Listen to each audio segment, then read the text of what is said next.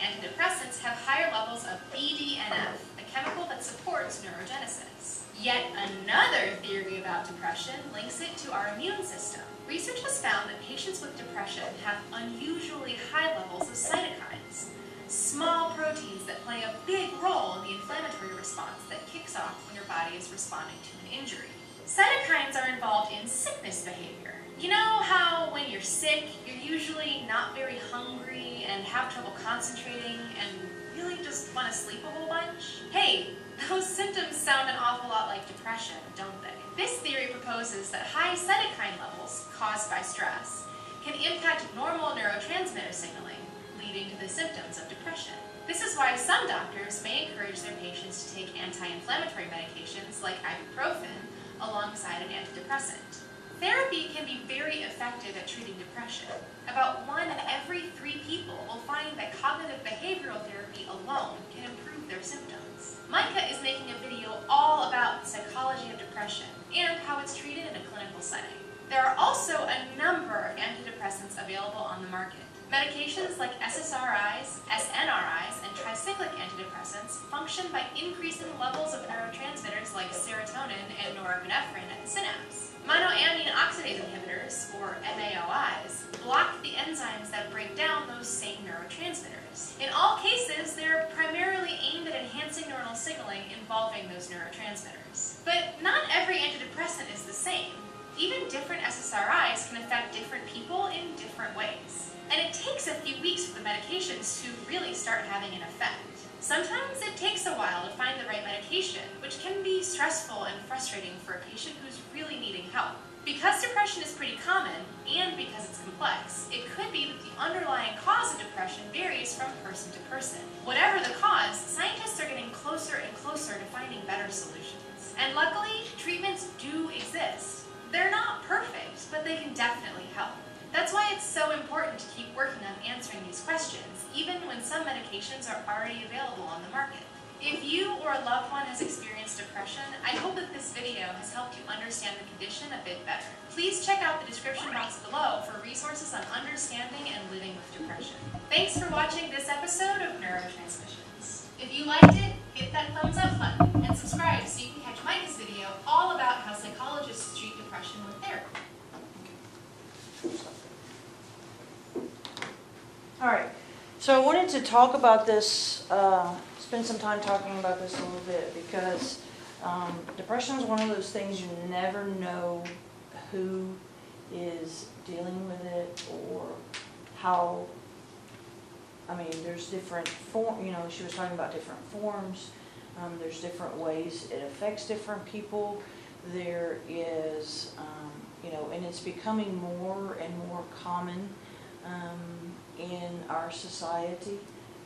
I mean, the statistics on depression have gone way up, especially among those of you that, those people that are about your age. And so I wanted just to spend some time discussing it, talking about it, you know, kind of how it works. There's a lot of stigma attached to it that doesn't need to be attached to it, and so I just wanted to take some time today while we were kind of still in that brain mode to talk about it. So I'll kind of start with a few things about it. One thing I want to say, if you remember back to when I spoke in chapel at the beginning of the year, y'all remember that? Were y'all there? Okay. So in that, I talked about some of the things that stress and different things like that that I had struggled with. One thing I did not mention at the time is that one of the things that I was dealing with and have dealt with for the past 2 years is depression. And when I tell that to most people, they're like, you don't seem depressed. And that's what I'm saying. Like, you never know who's dealing with it or you know, what they're going through or that kind of thing. It's kind of one of those, it's, I consider it like a disability or a disease just like anything else, but it's one of those that you can't really see. Most people that are dealing with depression aren't those like Eeyore type people that walk around like woe is me, thinking about, you know, ending their life or anything like that. I mean, most of them can, you know, continue and can function on a daily basis and have to, you know, but what you don't see behind the scenes is that, you know, when I dealt with this, you have to, you know, you have to really focus and push yourself through just to get through things on a daily basis, and it's hard. And like I said, I was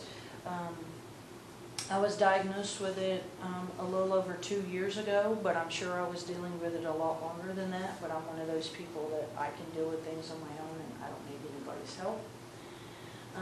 But it finally came to the point when something in particular happened. It came to the point to where I knew it was time and I needed help, and I went and got help, and that's what I was diagnosed with. And like I said, it affects people in different ways. People have different experiences. You know, it shows up in people in different ways. One of the things that really manifested in me about it was a lot of anger and a lot of just, you know, not being able to focus and concentrate on things, and I would like things, like simple things get to me way too much, and so that's what I struggled with. And you know, the generation that I grew up in, I mean, I grew up, my dad's a minister, and I grew up in a generation and in a culture and you know, in a household where I was taught that depression and or mental illness is because you have unresolved sin in your life. That's what we were taught. And so there was this big, you know, when I say there's a stigma attached to it, that's, you know, that's one of the stigmas that's attached to it, is a lot of people say, oh, well, you know, if you're dealing with depression, it's because, you know, God's punishing you because you have this unresolved sin. But obviously, I mean, that's not it. It's, you know, it's something that you can get just like diabetes or anything like that. It's the way God made you. And, you know, I don't think He's punishing us because He made us that way, or He made anybody, you know, with diabetes or any other thing that He made them with. That, you know, I think He wants us to experience those struggles so that we can then help other people.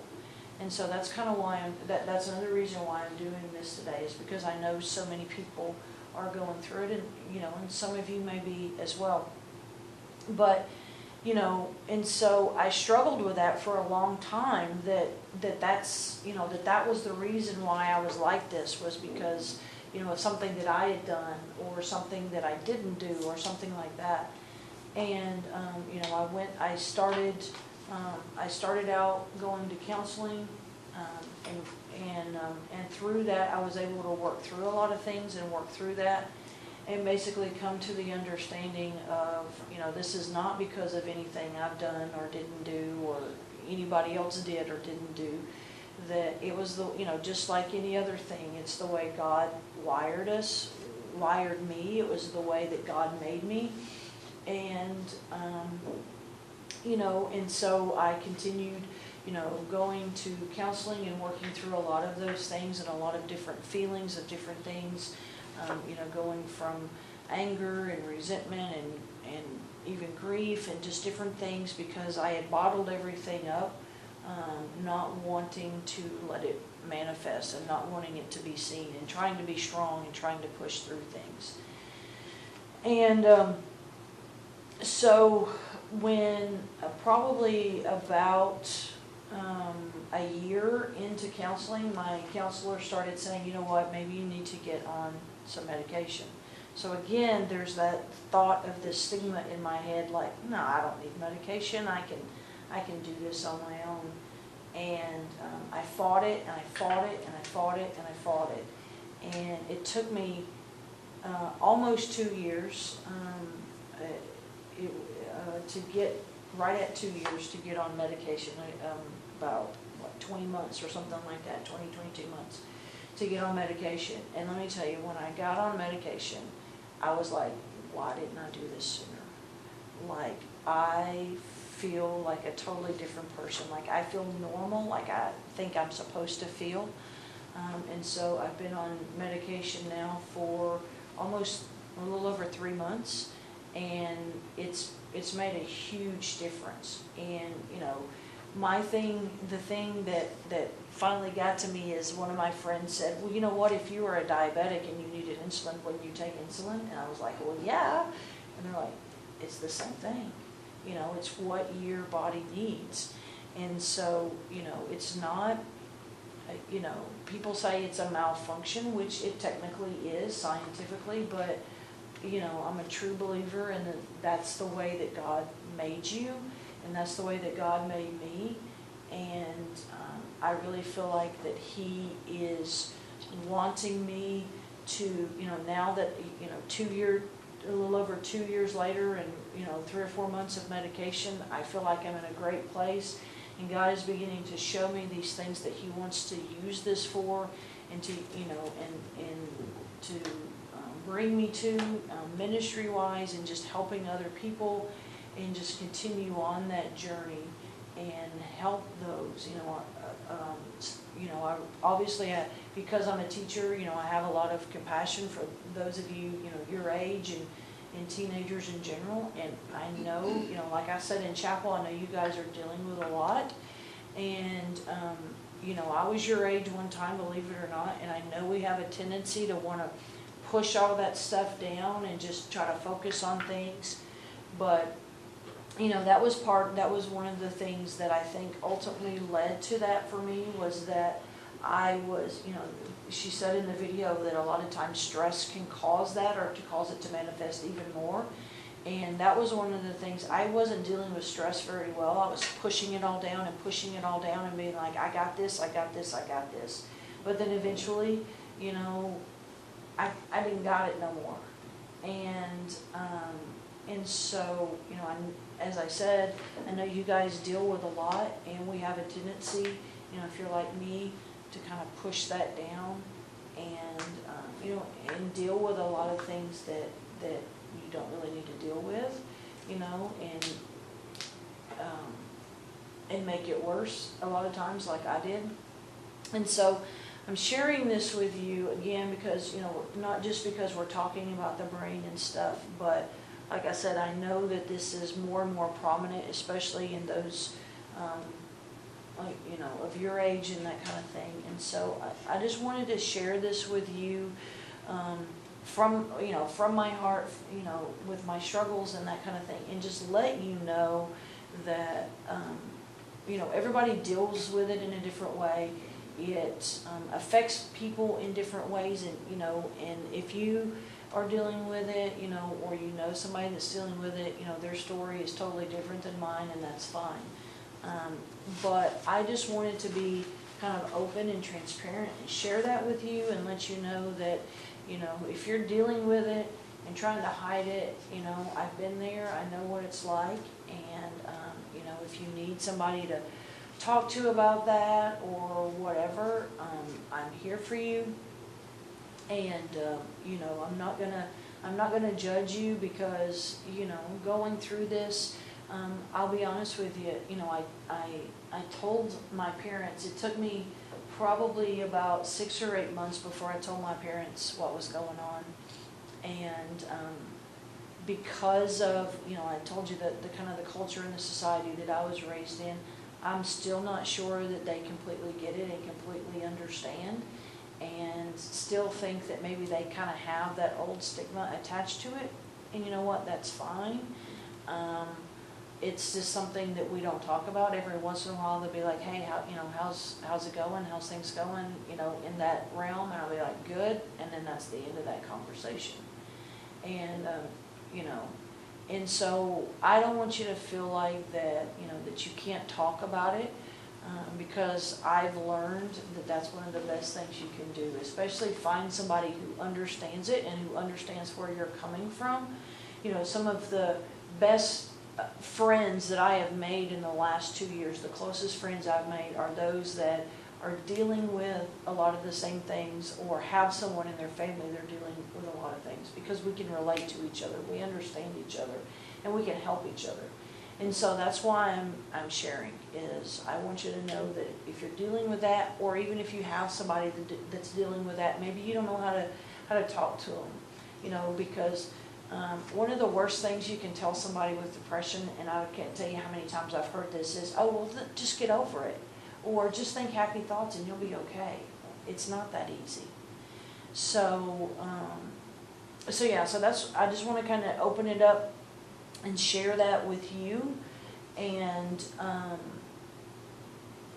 you know, if we can discuss it a little bit more in here. If you have any questions or anything you want to ask me, we can do that now. Or again, if you want to do it privately, I'm open to that as well. So. Anybody got any questions, thoughts, comments?